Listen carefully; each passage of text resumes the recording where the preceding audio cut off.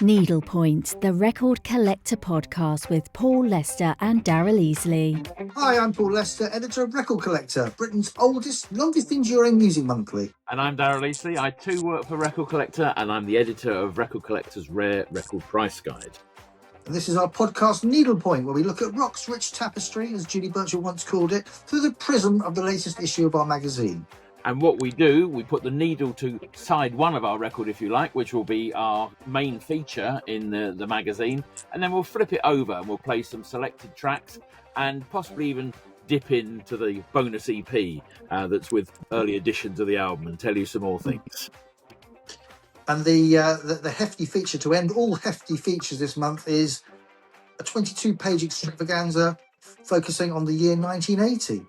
And not 1979, not 1981, but 1980. Exactly. The feeling was, up at RC Towers, that 1980 wasn't quite as coherent as 1979. 79 had a sort of a coherent identity, very much into post-punk and the peak of disco. Yep.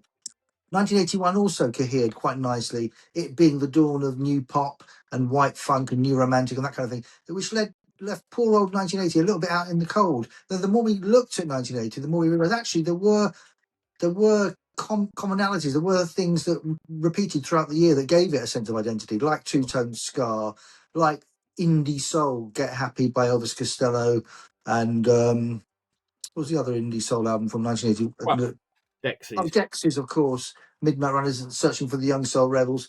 They both did things to the Stax catalogue that took it to new places and that re-energized punk. But it wasn't post-punk. It was a different thing. Anyway, the point is we've spent 22 pages not scrutinising, that makes it sound a bit dry, but celebrating 1980, speaking to some of the people that were there, the artists, the musicians, and reacquainting ourselves with the records and re-reviewing them. Quite interesting. We decided, instead of doing what the usual, let's review everything, we'd focus on the 8 main albums, or the albums that we considered to be the most influential and far-seeing. So we've covered everything from Iron Maiden to Talking Heads' Remain in Light in that section. But we do then say, right, these are the 8 masterpieces, the landmarks. Closer by Joy Division. OMD's first 2 albums, we chose one or t'other of those. And then we've got Chris Roberts to mop up the remaining 72 albums, so that there is a sense that we do actually cover everything. So wide is our remit. And then we speak to people that were there, everybody from him from the Cockney Rejects to Jerry Dammers of the Specials to Chris France, not Chris Stein, but Chris France of Talking Heads. It's great. It's thoroughly enjoyable, I have to say. Of course, I would say that. Well, you would, but I wholeheartedly concur. In fact, if I do that, I stoop to concur. I wish I hadn't said that. No, don't. I think, to me, I mean, I loved 1988.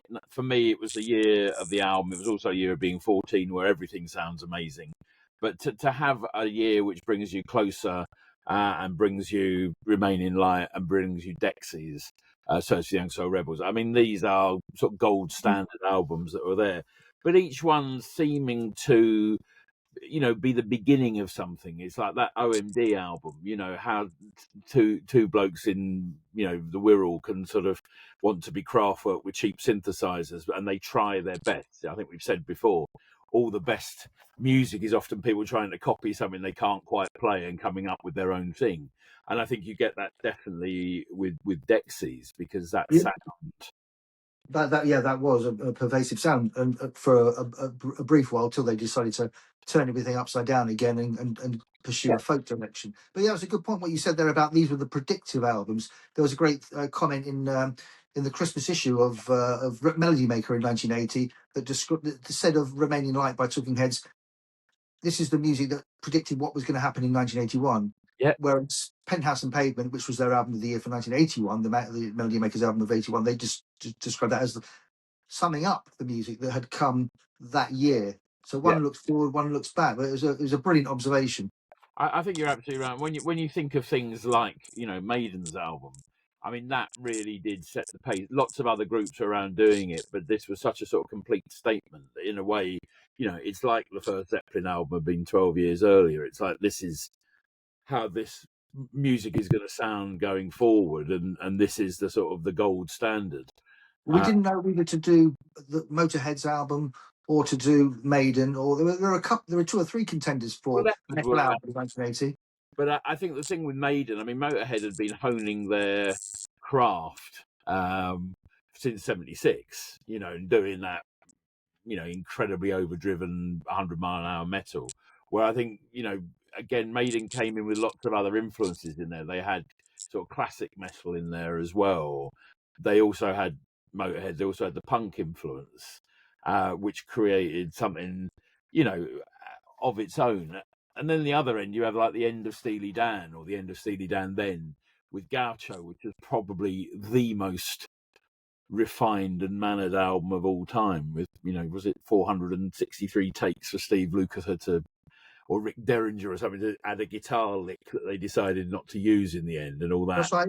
Gaucho's been the one that the faithful have decided to sort of not rehabilitate, but to claim as their own. I always found that a little bit too sterile, and I hate saying that because I love sterile music. I mean, it sounds like a funny thing to say. I liked Asia because it was so hermetically sealed within that studio unit, and it was so hygienically kind of excellent. But I think there's a difference. I think Asia still has some air in it, while Gaucho is like entirely airless. It's like, you're listening to music completely in the vacuum and dry. The record collector in me at that point would say, what would Gaucho have been like had that obscure track that everyone now says is an amazing piece of music, that's the best thing that was never on Gaucho? What was that song called? I can't remember. Yeah, because you're not... I've known you for, what, 30, 40 years? Donkey's years. I've only ever known you to say anything negative about 2 groups, and 2 of them are represented in this issue. One of them was Steely Dan, and you both dislike the music and the people that like Steely Dan. Well, and the other one was My Bloody Valentine, who crop up later in the magazine. well, there are other groups I don't like, but they what I always say, and I was talking to someone last night, and we had a lovely chat about music, and he said, we went through a list of things, because once they know what I do, I'm sure it's the same with you, we start talking about music, and he said, God, there's someone I really can't stand. And I thought, oh yeah, who's this, I wonder? And it was Prince. Okay. And it was like, he didn't like a single thing by Prince. And I said, what, Kiss? Or, Beautiful Girl in the World, or 1999? No, don't like it. And I always think, well, that's more for me. You don't have to worry, because you've got your thing. I only really like 3 Prince songs. I like Girlfriend, Doves Cry, and Pop Life. That's it. You silly sod. I like the idea. I like the idea of the albums. I like the idea that they take you on a journey, much like the 60s and 70s behemoths. If you follow him from For You all the way up to Love Sexy, you get it tells a sort of story. But I'm just not interested in the story. Yeah, well, no, I mean, I don't. After Love Sexy, in fact, after Sign of the Times, I sort of, my love ebbs. But it's still, blimey, the work he did in that period before. It's like Stevie in the 70s, Prince in the 80s. Yeah. Come on. I find that compelling. I find that a compelling thing to say, and a compelling argument. I can't experience it myself. I feel jealous that I can't have that sense of that rapture that other people feel. But that's exactly how I feel with the Dan, as I believe they're called, and certainly My Bloody Valentine. I mean, people who are like about 5 years younger than me break down in tears almost. And I remember I was at a Mojo Awards once, and John Savage, who I know, was talking to this sort of hairy bloke on the stairs, and I thought he'd sort of come up from the kitchens or something. And I walked on, and I went, yeah, it was Kevin Shields. But I would, I really, and this man is an icon to others, which I just think is brilliant. I love the fact he is. And I listen to it, and I just think, all right. And it's a bit like, but when I try and, I don't know if I told you last time, I had a man in this very room fitting the new broadband of what is of this day, which is okay, not so good in the back room, but we'll come back to that. Well, we won't. But anyway, he was fitting. He was like about 29. He was 29. He was a lovely fellow, and he saw this. He said, "Oh, you like music?" I said, "Well, I have a passing interest." oh, I make music. And he showed me this great video, and it was like a sort of trappy sort of thing in a car park, hoods, and it was that, really drifty, you'll have a name for it, as you do like to classify all these. Post chill wave. Yeah, post chill wave maybe. Boil in the bag. But and he went, oh yeah, and it was great. I really liked it. And I said, oh, do you want some music on while you're working? He went, oh, yeah, sure, yeah, lovely. And I said, oh, do you know this compilation? And I dug out the marvelous, I think it was on Deconstruction, called Brit Hop and Amel House, which came out about 96. I said, oh, you ever see it? No. I said, well, you know Big Beat? No. I said, well, Fatboy Slim? No. And I said, well, you must have heard Check It Out Now, the Funk Soul Brother, didn't see the Rockefeller Skeg. And you went, oh, yeah, I know that one. I said, well, what about the Chemical Brothers? Who?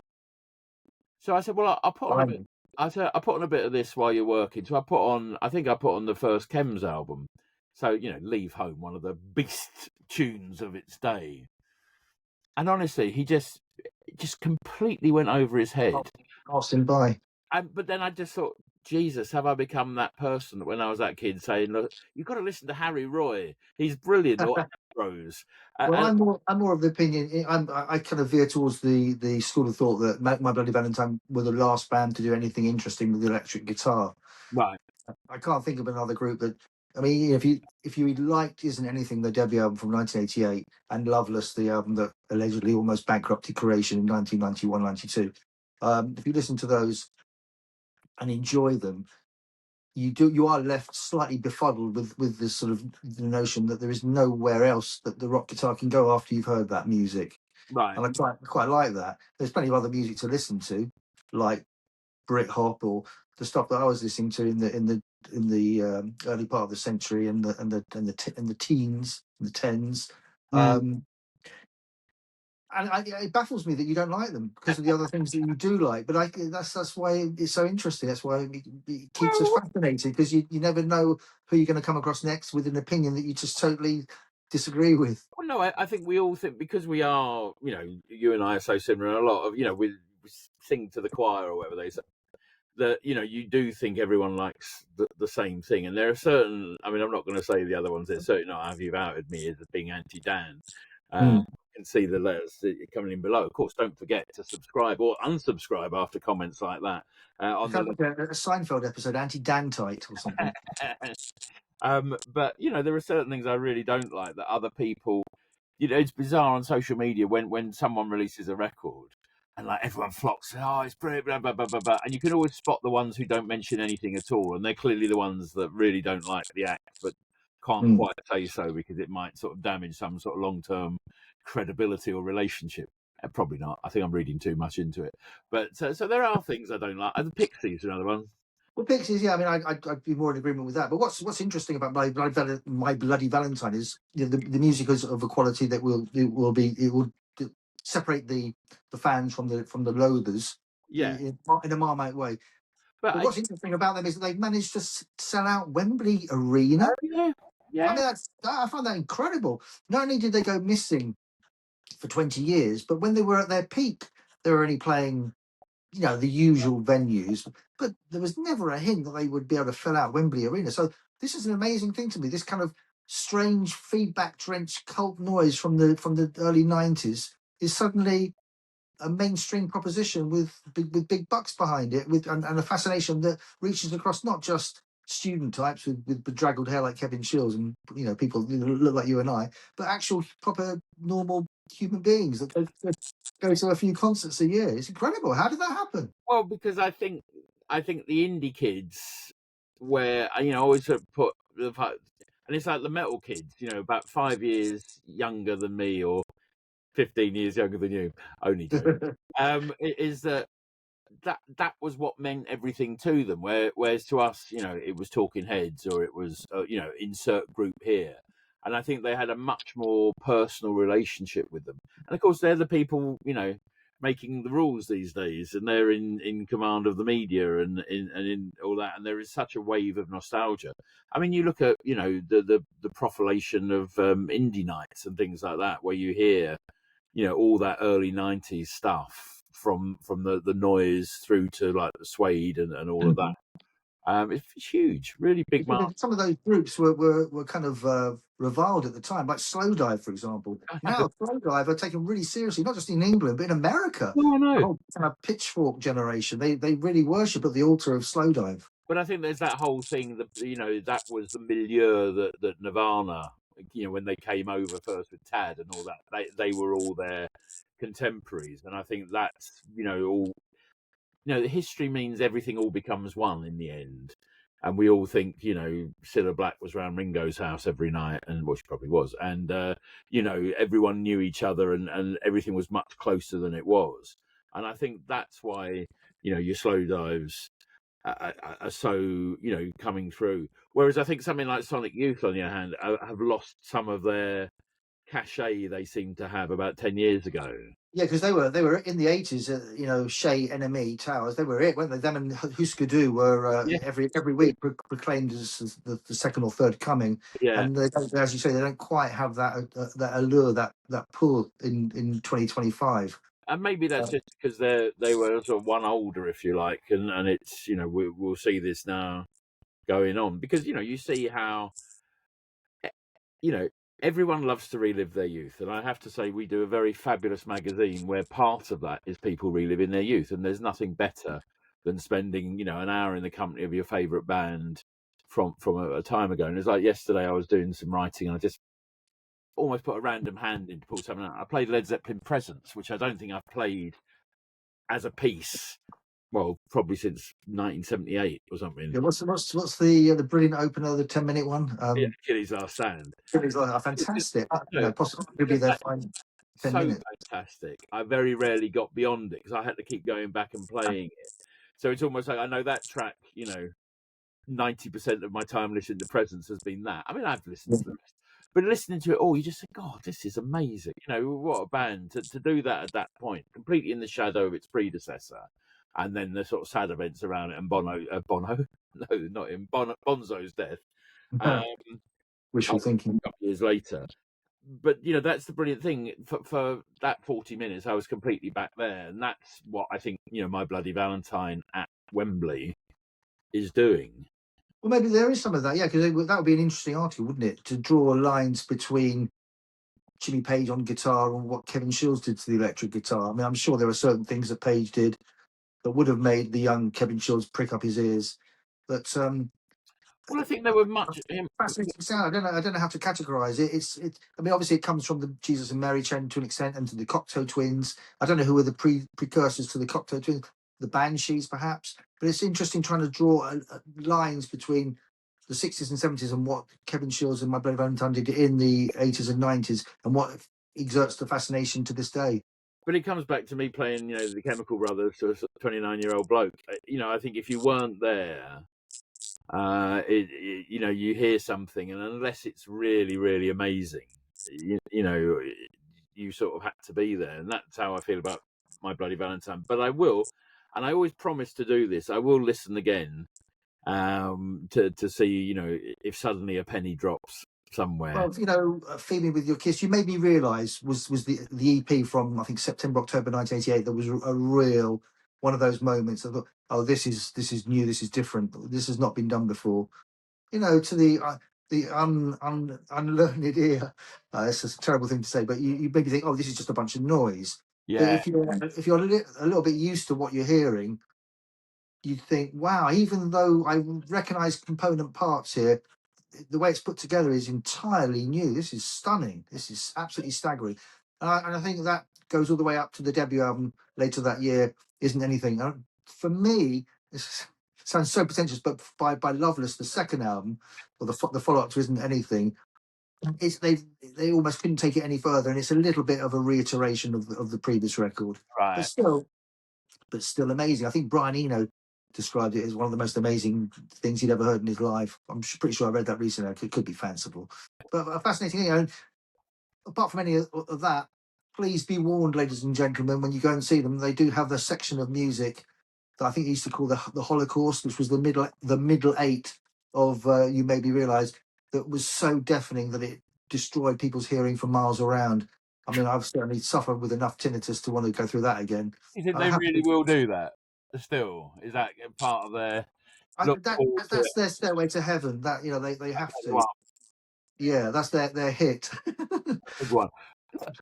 As I say, don't get me. I mean, I adore Mogwai, and presumably Mogwai are Oh, sort of, no, Mogwai, yeah, that's right. That's in the same you know, I adore Mogwai, and I always say I had the Fall, and the Fall was such an overriding obsession that when anyone else came along that sounded a bit like them, I thought, "There, I've got the Fall." Well, I mean, the Fall, yeah, of course, they're fantastic, but this is more of a.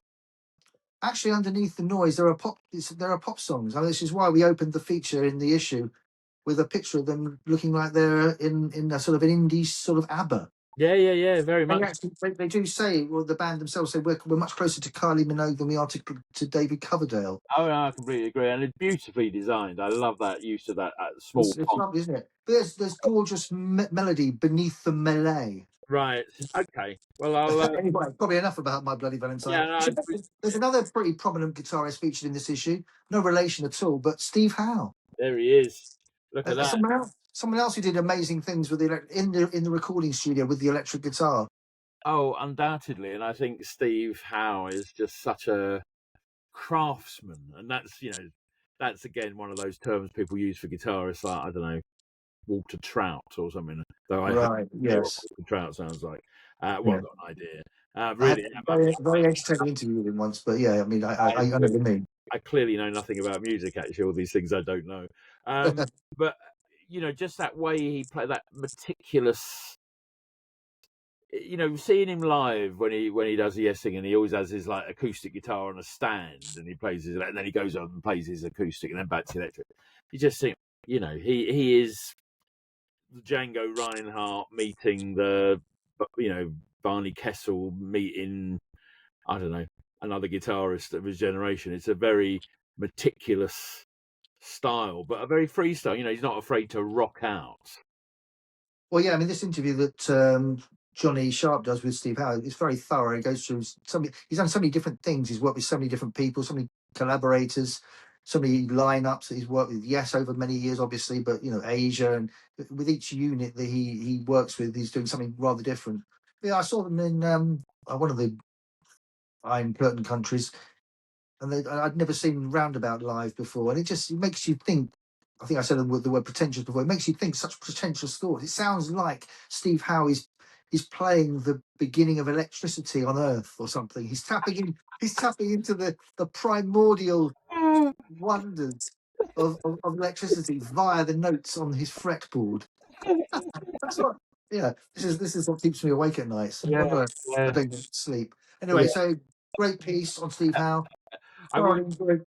My Bloody Valentine. It is almost like an argument. It's almost like not a diatribe. But see, have you read it yet? It's David Stubbs' piece, The Valentine. Did you come out feeling more kindly predisposed towards them than you had before? Well, I have to say I proofed it, so I was looking at it. I had a read through then, and yeah, it's great. No, I mean Stubbsy, obviously. I mean it's well written, and again, they're a group that I should love. They love all the things that I love and all the right things. I will listen again. Just coming back.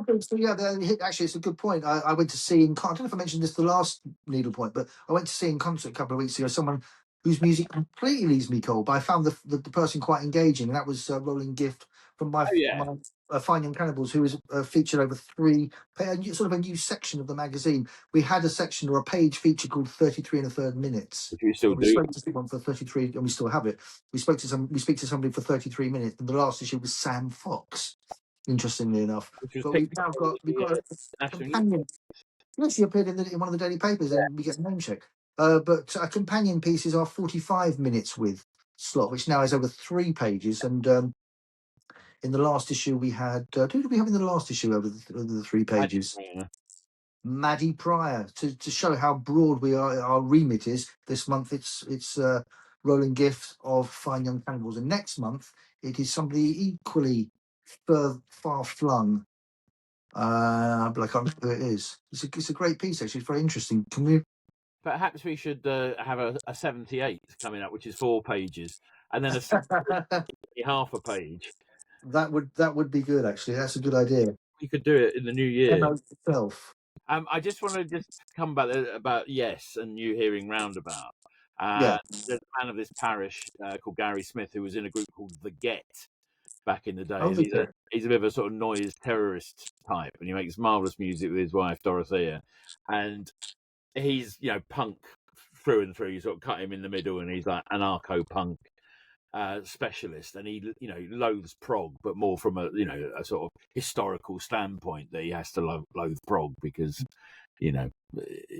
Crass were quite proggy, weren't they? Really discuss. But anyway, so I said, listen to Roundabout by Yes. Have a go at that. So he listened to it, and he just came back and said, it sounds like Level 42. Well, actually, brilliant point. Actually, Chris Squire plays the bass. Steve Howe's on guitar on that track. But to me, it's the bass line from Two Tribes, Frankie Goes to Hollywood. And, of course, Steve Howe appears on Welcome to the Pleasure Dome, which has just been reissued with loads of extra tracks. I couldn't go to the launch party for that because I went to see Todd Rundgren, we'll mention in a minute. Yes, well, I couldn't go to the launch party because I'd been doing the Elton John thing the night before, and then I was out last night, and I just thought, I just can't. I really wish I had, because Ped, my name's Ped. Hey, Ped. My name's Patch, and I'm a red muso. I'm an animal. I'm just an animal that bashes drums. Yeah, well, Ped and Holly were there. Were they? Yeah, both wearing similar spectacles. I don't know if there was a Frankie memo for to wear them. But no, it's supposedly amazing. And they've unearthed, isn't there something like a 30-minute version of Pleasure Dome? Oh, fantastic. I know. I mean, just one of the greatest tracks ever by anyone. One of those albums, people that really annoy me would say, oh, it should have been a single. I think, no, it should have been a quadruple. Yeah. If they'd have made that a quadruple, they would have been the biggest thing on the planet. I think it would have changed everything. It would have been. It was such a conventional move to follow up the 3 number 1 singles with a 4th single that got to number 2, didn't even get to number 1, and then the album just being a double. Missed the trick there. Yeah. Really. Yeah, your mate. Well, and my mate too. Everyone's mate. But I mean, I always thought with the album, it sort of went like that because the title track was just so astonishing that even Two Tribes sort of struggled to keep up with how. You think it dwarfed Two Tribes? Well, that's a statement. I like the weak tracks towards the end. I like The Other Side of Midnight and Black Night, White Light. And just Crisco Kisses, which apparently is something really unpleasant that people do to each other in parts of England. The Lads Wish You Were Here, of course. Again, a Freudian reference. Yeah, seeing Holly earlier this year, he did virtually all of the album, and he did things like Black Night, White Light and stuff like that. And it was great. It was really great because, I mean, I'm sure you saw him at the time. I was very fortunate to see him on that 85 tour. Yes. Where, just to support the single, and George Michael came out and sang "Relax" with them at Hammersmith for the really? And it was just one of those moments. It was a bit like, even then I was thinking, oh, I'm probably watching pop history here, because it makes me a little bit sad because I liked it when barely 9 months before Frankie emerged, loathing Wham, loathing Spandau, being disgusted by Duran Duran, and setting themselves up as the Sex Pistols of disco. And then within a few months, they become this cuddly thing. They started the year banned by the BBC. They weren't allowed on Top of the Pops. They end the year doing all 3 singles on Top of the Pops. Very much welcome back, lads. Come on, all is forgiven. And I felt a little bit, I wanted them to be outside of society. Yeah, no, I know what you mean. Get 12 months of hostility between media and artists is probably as much as you can get. That's probably more than the Pistols managed, isn't it? Yeah, true. From emergence to bidding us adieu in San Francisco. Yeah, something to do a degree level inspection of. Someone has, I'm sure. So the magazine we have, and also don't forget, in there we're doing our 45s this time, and we're over in Detroit, the Motor City itself. The Bicenic City, yes, the Soul City and the Rock City, the MC5 and the Motown. Yeah, I know, amazing. A feature that has Yusuf Lateef and the White Stripes in it. Electric Six. In fact, Electric Six. I was DJing last night, and someone came up and said, "Danger, high voltage." It's such a one in the bag to have, because people go absolutely bananas for it. I mean, talk about a 2-song group, but some group. But they are decent songs. Is Aaliyah from Detroit? I'm doing this from memory. Aaliyah. Was she from Detroit? She was certainly from around that way. I don't know if is it me. I'm looking here. I'm trying. Yeah, here we go. Aaliyah, 1 in a Million. Yes, of Yeah, course. it's a good city. Of all the cities that we've done, this is probably one that I would still listen to music from the city back then. But even today, there's some interesting stuff coming out of Detroit. It's got one of my favourite albums of all time, and well, a single from it, but one that I often buy. Those times when people say, "Can you do your top 10 albums of all time?" I always think it's got to be in there at number 8. It has to be in there. Oh God, what is it? Anita Baker, Rapture. Oh, of course you. Oh, and we've sadly lost someone else from the new R&B fraternity recently, didn't we? It was not Raphael Sadiq. D'Angelo. Yeah, I think that just happened when we did our last recording. oh, right, okay. There's a lovely piece out there today, Questlove doing a sort of right on Rolling Stone, and in Rolling Stone he said he was like the last true black artist, sort of in that lineage of Hathaway and okay. and things like that. So I haven't read it all, but the bit I read is lovely. And Questlove is a man who knows his onions. I'd love to go around his house and do his record collection. Well, I would like to have gone to Danny Brown's house. He's featured in our Detroit 45s feature. Yeah. When I interviewed him on the phone about 10 years ago, I was on the phone to him. He was at home, but it sounded like he was in a crack den. It was quite interesting when it came to transcribing the interview. I love Danny Brown. Are you a fan? Well, I don't know enough, so I will. I mean, I know that track, but I will dip in. Yeah, it's quite it's quite out there, but infectious in a madcap way. Ain't it funny? Yeah. And I have to say that his collaborator Paul White did a track with him that he did incorporate a scintillating piece of Todd Rundgren music, which brings us probably. Oh, look, let's just say it, Paul. You went to see Todd Rundgren. How was it? I went to see Todd Rundgren. It was the first time since 2019, and it was interesting actually because I had to double check the place he was on because I just presumed he was where he usually plays, which is in Hammersmith, at the Palladium or the Apollo. And actually, it turns out, and lucky I checked because I would have ended up at the wrong place. I had to meet my son outside. Why does that not surprise me? Big Todd fan, but he was playing at the Palladium. And what was interesting about that to me was I just thought, wow, Todd Rundgren at the Palladium. I'm used to being at school in 1978 and being the only person that's ever heard of Todd Rundgren, and I relish that feeling. But what I really like in 2025 is people finally getting what I was trying to explain to them in 1977. So fantastic! Todd's at the London Palladium. There's going to be a rapturous reception. He's going to play one of those sets, a bit like that set that Costello used to do, where you'd have a big spinning thing. Oh yeah. And the target, it would alight on any song, and he would play it, and it would just look like the man was made out of hip hop songs. And I thought it was going to be one of those gigs. But it wasn't. He didn't speak to the audience. He essentially did what he did at the Royal Festival Hall in 2004, which was play deep cuts on albums that people didn't buy in the first place, and so enraged the audience that actually I do remember being out in the lobby and seeing one of the audience members coming out so maddened by the inability of Todd Rundgren to play a song that he'd heard of or even was remotely familiar, that he actually started smashing up the lobby. So there was a little bit of that going on there because somebody did shout out towards the end, "Play a song that we've heard of." Oh, really? But it was a little bit of a. But actually, weirdly, even though he did do these, songs I never liked, like "Fascist Christ" and "Buffalo Grass," not good songs. This man is up there with McCartney and Bacharach and Wilson as one of the great melodists of the 20th century, and he's playing these horrible kind of dirgy kind of number. Anyway, so all this was going on. I kept telling to my son, going, "No, this is it. Now he's gonna play hits from here." And we kept leaving it later and later and later until 2 hours in.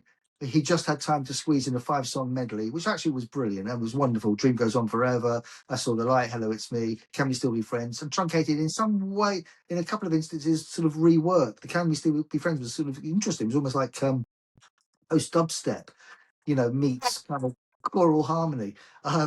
But he looked amazing.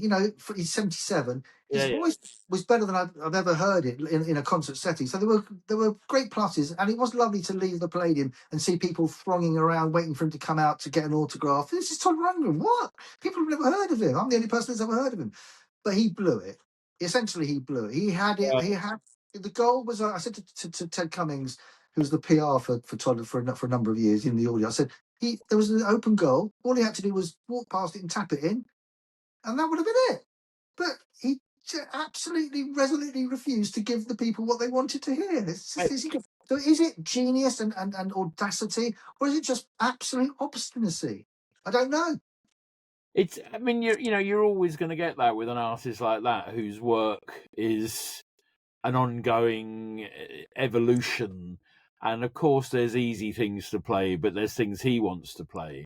And you'd think, well, if you're going to do things you really want to play, go and play, the garage in Islington or something, or do Not the Palladium. Bush Hall. But it's the same. I mean, the other one I always think of is Paul Weller. I think he has got that sort of Rolodex of numbers that he could just do, and occasionally he treats you to more. I mean, at least now there's at least 6 or 7 in every show, and they're dotted around. But I remember seeing him in the 90s, and of course he can do what he bloody wants. He's Paul Weller. But he played everything off the new album, the album yet to be released, sort of thing. Played Man on the Corner Shop from Sound Effects, and the place went, beyond mad. It was like Beatlemania, the noise of it.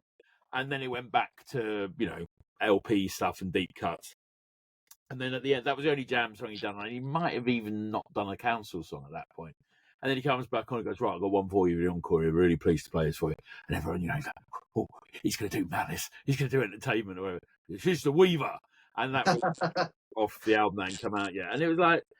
But I suppose it's good to have these sorts of people that push themselves and kind of test us and test our affection for them and don't do the obvious thing. Otherwise, they would all end up just doing the 2 or 3 things that they started out doing.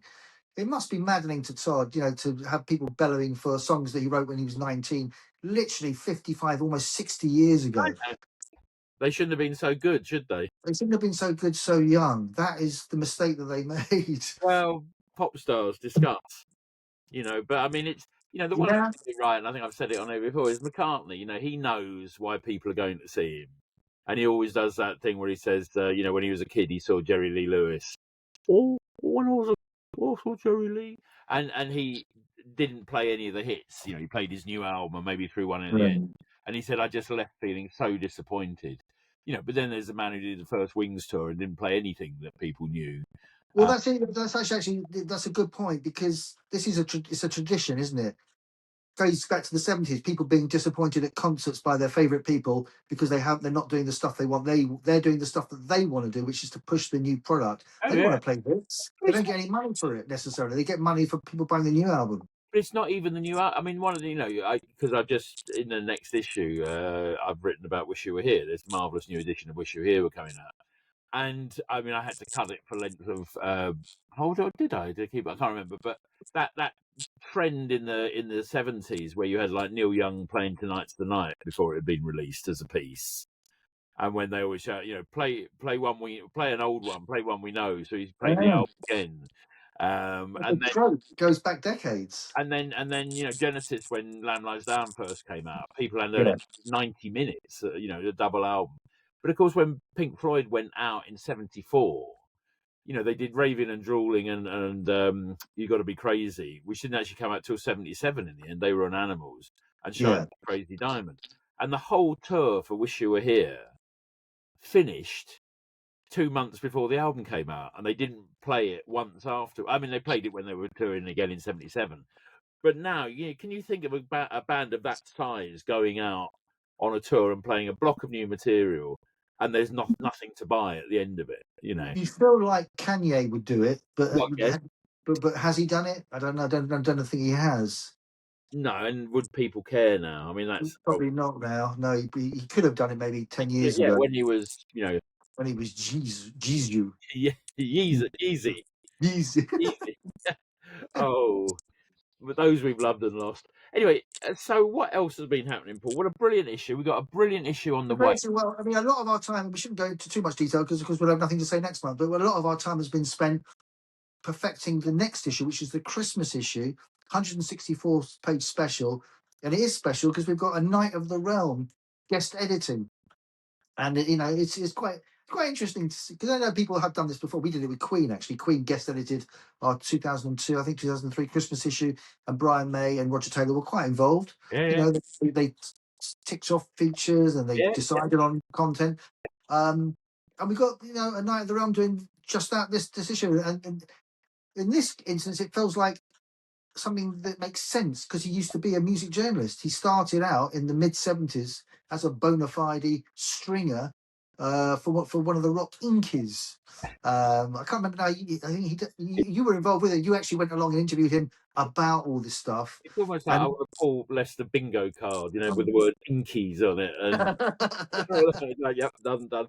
I did. I went down to his house, and we spent a day, a long afternoon together, and just chatting shit, as people say. It really into the music. I mean, it was like sitting with a teenage friend, almost like just talking about the wonders of a Dr. Feelgood album or a Pink Floyd album. It's a great piece, and it really is his life story via his record collection. We have a collector in every month, and it's usually a reader. Sometimes it's a musician, but very rarely do we have a Knight of the Realm telling us about their collection and how that collection has reflected their trajectory from child to man.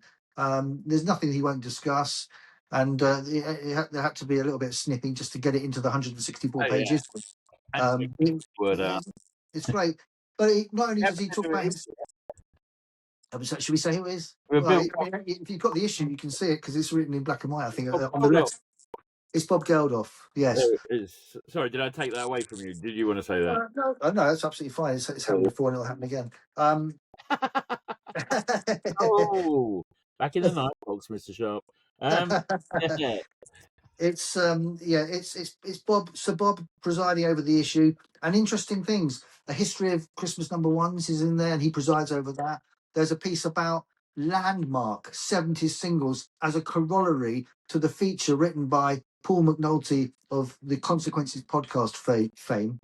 He's written a piece about the parallel progressions of 10cc and Queen throughout 1975 and their triumphant masterpieces made that year that really did dominate the year. In the year before punk, you can't see punk coming at all, but although you can if you really pay close attention, because 10cc's 6-minute Meisterwerk, Queen's 6, 7, 8-minute Meisterwerk are incredibly punk gestures.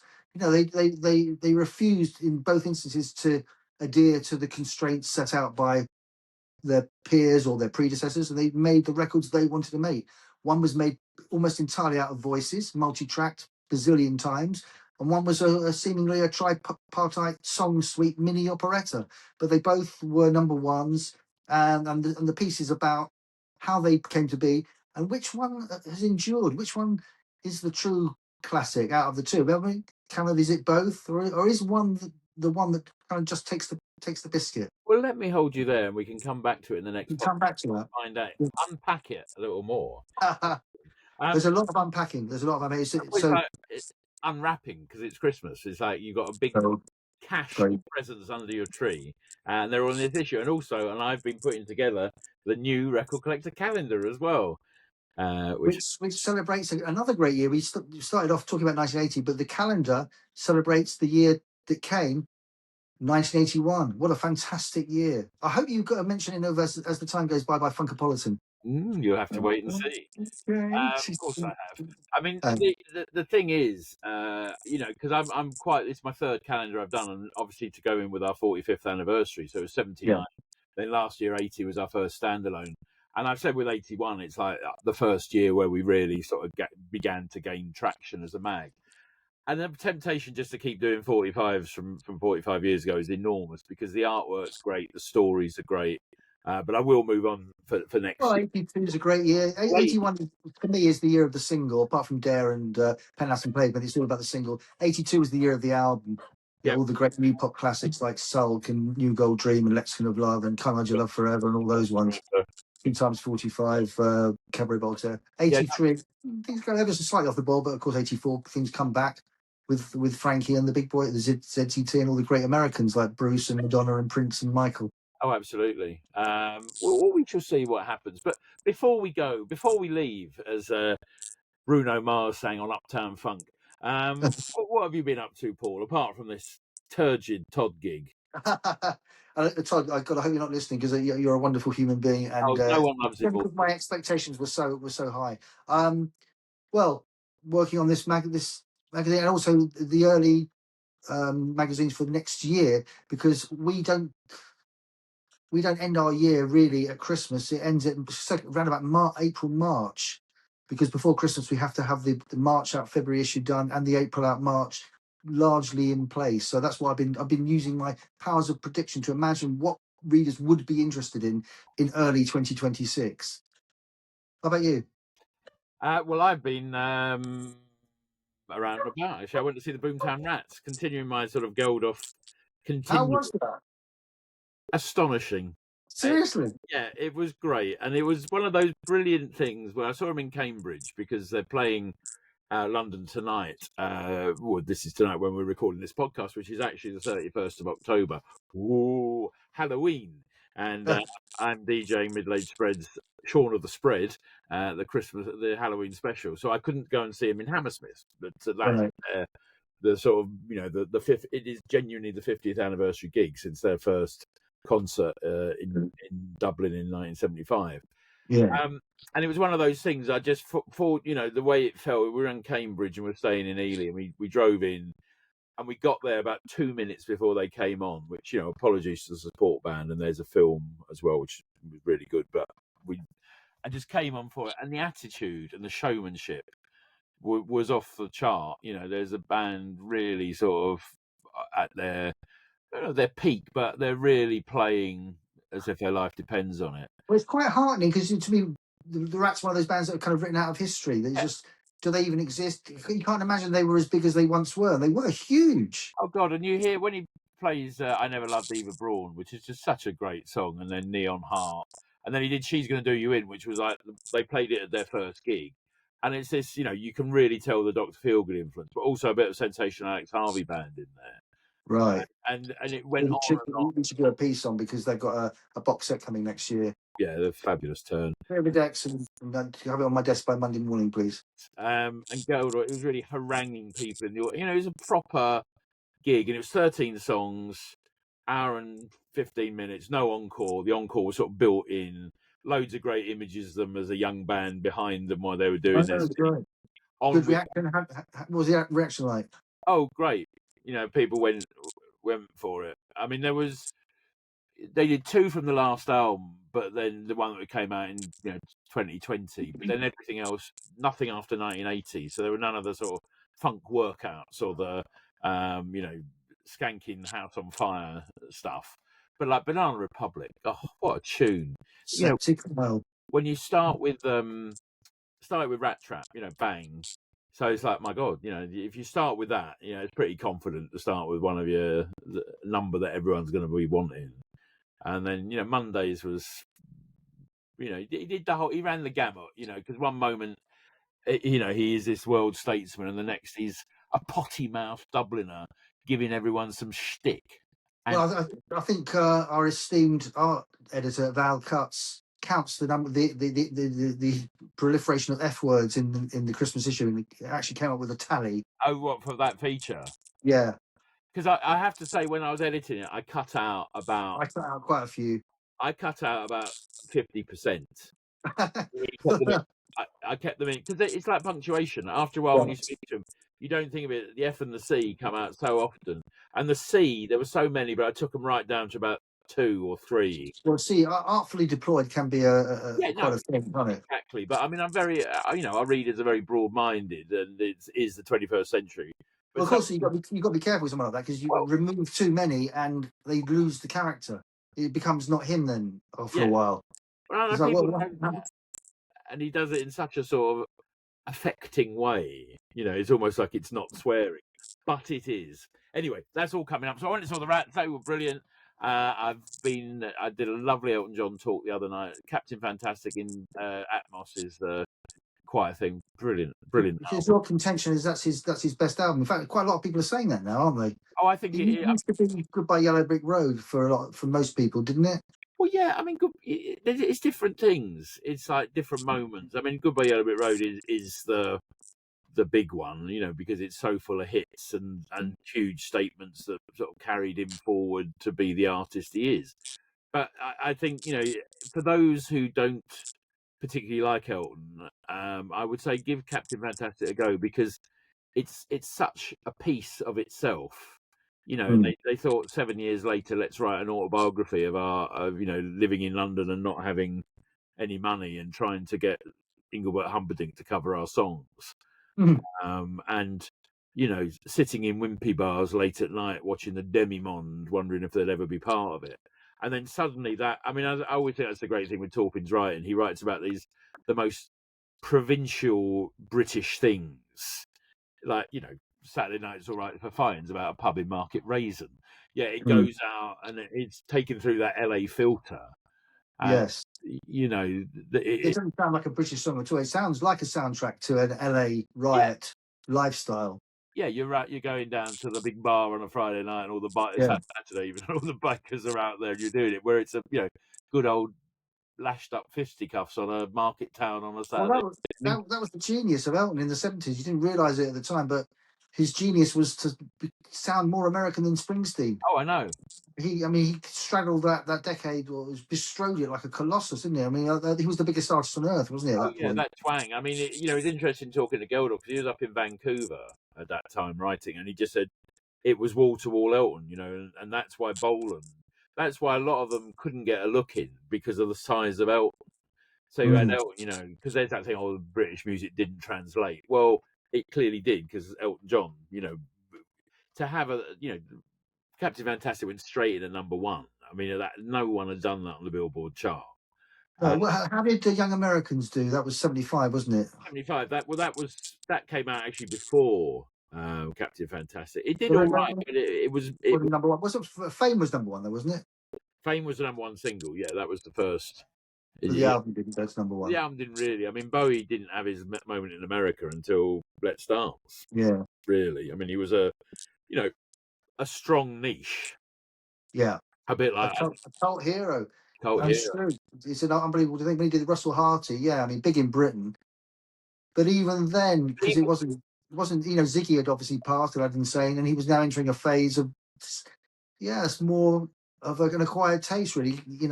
Proto electronica and the influence of German music and stuff. That was never going to be as big as Ziggy, was it? Of course not. And as a kid, it was like I was thinking, well, because of course, just before Bohemian Rhapsody went to number one, the number one was Space Oddity, and of course that was 69. So you had that, and then suddenly you're hearing Golden Years as the next single, and it was like, what? How is this the same person? I love that. I love that. The first time I heard Golden Years, I thought, oh, this is I mean, this is one of the few artists to go from something that sound to something completely different. A lot of people pay lip service to, we're a cross between Noi and Marley, and then you listen to it, it just sounds like the most pedestrian boogie. Anyway, look. Actually, I should just in case anyone picks us up on this kind of stuff, the 45 RPM in the next issue, the Christmas issue, is Shaun Ryder and Bez. Sorry, I've forgotten. I just remembered. It's an entertaining piece, actually. And what I haven't said is thank you all so very much for all your comments and feedback. This is now the 10th Needlepoint, and they said it wouldn't last. And next year we're going to get some guests on and everything like that. We've just been getting it to a point where we feel Needlepoint, if you will, that we really feel happy with them. We're so thrilled with your comments. Please give us a like and a subscribe and all that stuff. Follow us. Look at these bands going below. They're great. So from me, I will say thank you very, very much for listening. We'll be back next month discussing this fabulous Christmas issue. Paul, you're a lovely man.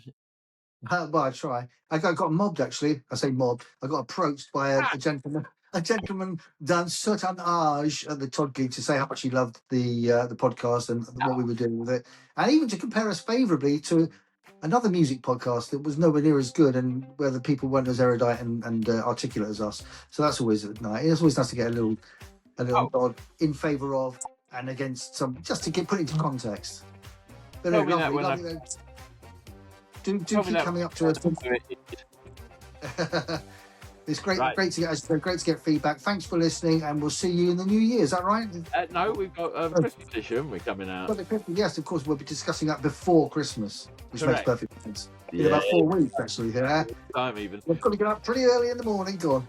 Yes, indeed. Right, so from me, it's goodbye. And it's goodbye from me.